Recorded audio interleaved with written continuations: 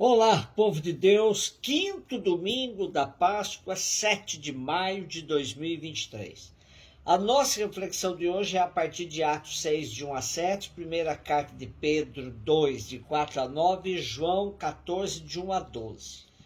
A nossa primeira leitura de hoje nos mostra a comunidade cristã de Jerusalém em tensão. Por um lado, pois hebreus e helenistas têm perspectivas diferentes, mas convivem. Por outro lado, percebe-se uma comunidade ativa e em plena expansão. Os hebreus são cristãos de origem judaica que se converteram ouvindo Jesus e seus discípulos. Apesar de convertidos, ainda são muito apegados às suas tradições. Já os helenistas, como o nome diz, são cristãos convertidos que vieram do mundo grego, não têm apreço pelas tradições judaicas, é claro, e são bem liberais. Ou são cristãos de origem judaica também, mas originários da diáspora israelita, isto é, das comunidades judaicas espalhadas por todo o Império Romano e até por fora dele. Falam o grego, leem as escrituras em grego, residem em Jerusalém temporariamente. O seu contato com outras realidades culturais torna-os ordinariamente mais tolerantes e abertos à novidade. As tensões são naturais em dois grupos tão distintos que convivem na mesma comunidade. A questão das viúvas é um pormenor sem grande importância, pois somente são citadas aqui e nada mais se fala delas. Importante foi a iniciativa dos apóstolos para resolverem uma questão concreta. Ampliaram os servidores na comunidade e com um gesto significativo, oração e imposição das mãos, oficializaram a diaconia entre eles. Assim dá-se uma imagem muito profunda de igreja. A igreja de avental.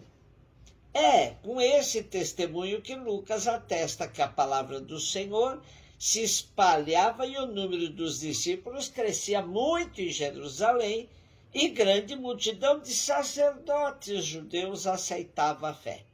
Primeira carta de Pedro 2, de 4 a 9.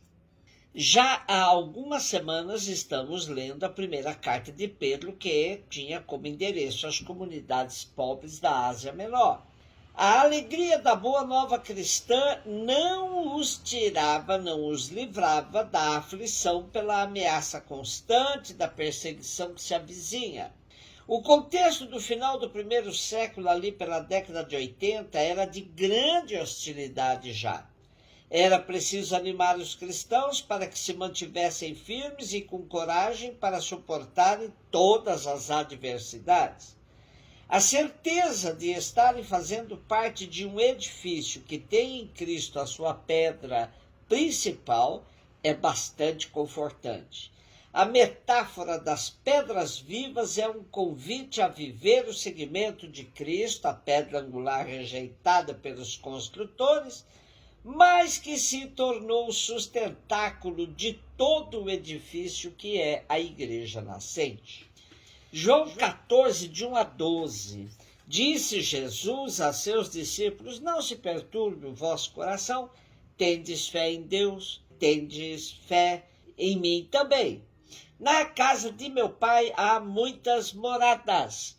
Se assim não fosse, eu vos teria dito: vou preparar um lugar para vós, e quando eu tiver ido preparar-vos um lugar, voltarei e vos levarei comigo, a fim de que onde eu estiver estejais também vós. E para onde vou, vós conheceis o caminho. Tomé disse a Jesus: Senhor, nós não sabemos para onde vais. Como poderemos conhecer o caminho? Jesus respondeu: eu sou o caminho, a verdade e a vida. Ninguém vai ao Pai senão por mim. Se vós me conhecesseis, conheceríeis também o meu Pai, e desde agora o conheceis e o vistes. Disse Filipe: Senhor, mostra-nos o Pai, isto nos basta. Jesus respondeu: tanto tempo estou convosco e não me conheces, Filipe? Quem me viu, viu o Pai. Como é que tu dizes, mostra-nos o Pai? Não acreditas que estou no Pai e o Pai está em mim? As palavras que eu vos digo, não as digo por mim mesmo, mas é o Pai que, permanecendo em mim, realiza as suas obras. Acreditai-me, eu estou no Pai e o Pai está em mim. Acreditai ao menos por causa destas mesmas obras. Em verdade vos digo, quem acredita em mim fará as obras que eu faço, fará ainda maiores do que estas, pois eu vou para o Pai. Vamos nos servir hoje dos comentários do querido amigo e já saudoso exegeta Johann Konings. Vemos no nosso texto que Jesus continua explicando o sentido de sua despedida, agora em palavras reconfortadoras. Não fiquem perturbados, vocês têm fé em Deus, tenham fé em mim também. Depois que Moisés conduziu o povo ao Israel através do Mar dos Juncos, o povo teve fé em Deus e também em Moisés. Este texto era lido na Páscoa, todos o conheciam. E estão passando por um novo êxodo? É essa a impressão. O conjunto de 14, de 1 a 3 de João, lembra a despedida de Moisés que manda o povo ter coragem para entrar na terra prometida. Deus andava à frente para preparar um lugar para o povo. É o que Jesus vai fazer. Na casa de meu pai há muitas moradas. Se não fosse assim, diria eu que vou preparar um lugar para vocês? E quando tiver preparado esse lugar para vocês, voltarei e os levarei comigo. Assim estarão no mesmo lugar onde eu vou estar. Vemos, portanto, um Jesus consciente de que a morte está no seu horizonte próximo. O ambiente em que esse trecho nos coloca é o de uma ceia de despedida. Nessa ceia, realizada na quinta-feira à noite, pouco tempo antes da prisão, na véspera da morte, estão Jesus e os discípulos.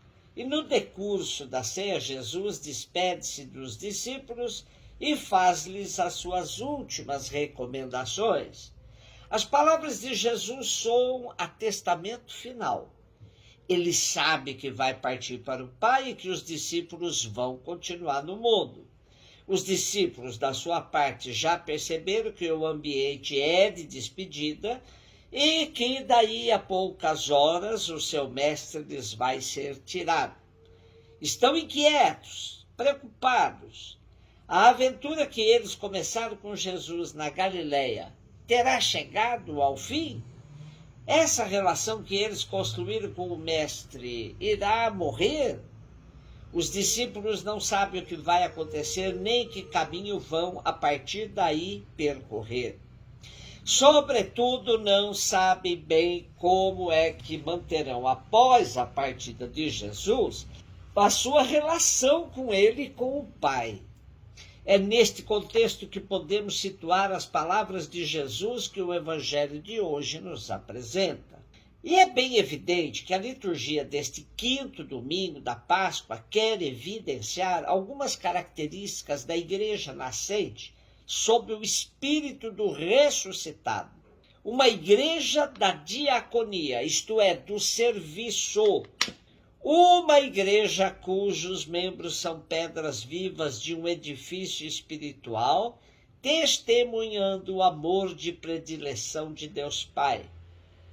Uma igreja que aprendeu a ver em Jesus o caminho a seguir, a verdade a testemunhar e a vida a defender em todas as circunstâncias. Jesus diz: ninguém vai ao Pai senão por mim. Porém, ninguém vai a Jesus senão pelos pobres. E é assim que está completo o ciclo. Você vai a Jesus pelos pobres e você vai ao Pai por Jesus. Um beijo no seu coração.